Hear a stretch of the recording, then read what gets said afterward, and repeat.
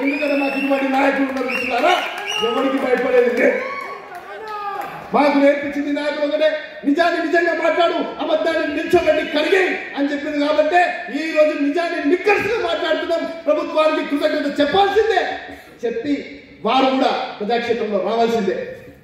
వీరు ఈ రోజు మాదిగలను అడ్డం పెట్టుకొని, ఎంఆర్పిఎస్ జెండాను అడ్డం పెట్టుకొని ఈ రోజు మతతత్వ పార్టీలకు వత్తాసు పడుతున్నారు.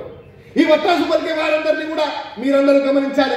వచ్చినప్పుడు అడగాలి, ఏమైందయ్యా మా ఉద్యోగాలు, అకౌంట్లో 15 లక్షలు ఇస్తాన్నారు, మరి ఈ పార్టీ వాళ్ళు ఎక్కడి నుంచి చేసిందయ్యా అని అడగాలి. మన ప్రభుత్వ రంగ సంస్థలు ఏవైతే అమ్మిందో వాటిని మన ప్రభుత్వ పరం చేయమని అడగాలి. దాంట్లో వచ్చే ఉద్యోగాలలో వర్గీకరణ అమలు చేయమని చెప్పాలి. మరి ఈ రోజు అంత దగ్గర మిత్రుడే మీకు మీ కిషన్ రెడ్డి గారు, అంత దగ్గర మిత్రుడే మీకు మీ అమిత్ షా గారు, అంత దగ్గర మిత్రుడే మీకు మీ నరేంద్ర మోదీ గారు. మరి కేవలం తెలంగాణ ఆంధ్ర రాష్ట్రంలో ఎందుకు అయింది వర్గీకరణ? 18 రాష్ట్రాలలో బీజేపీ ఉందే, ఏ ఒక్క రాష్ట్రంలో కూడా వర్గీకరణ ఎందుకు కాలేదు?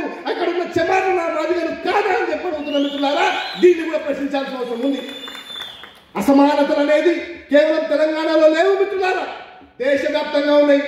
మా హనుమంతన్న ఉత్తరప్రదేశ్ ఇన్ఛార్జ్ చేసిడు. ఉత్తరప్రదేశ్ రాష్ట్రంలో దళితుల మీద అత్యంత ఘోరంగా ఈ రోజు అత్యాచారాలు జరుగుతున్నాయి. ఈ రోజు నేషనల్